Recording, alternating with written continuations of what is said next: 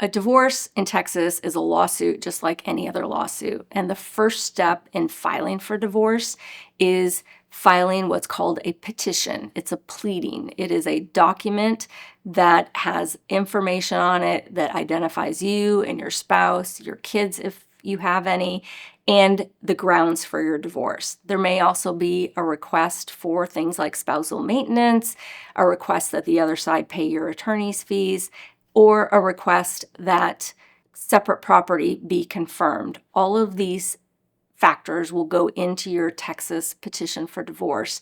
It gets filed with the court, and then once it's filed with the court, then it has to be given a copy to your spouse. They have to be aware of it. You cannot get divorced in secret in Texas. There's a couple of different ways that this is accomplished. The first one you'll see on any TV show or in any movie is someone walks up to the other person, hands them a document and says, "You've been served." That is the traditional formal way to serve someone with a divorce in Texas.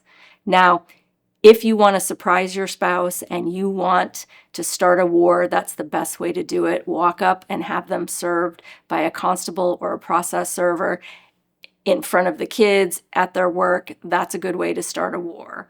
We like to do a little bit differently. If it's not a situation where your spouse is potentially abusive or you don't think they'll accept the paperwork, yes, have them served. But a lot of times, a better way to start out your divorce is to present a copy of the petition to your spouse.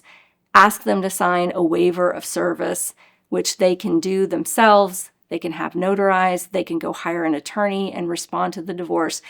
But if you're trying to keep things amicable, having them sign a waiver of service is a much better way to approach it.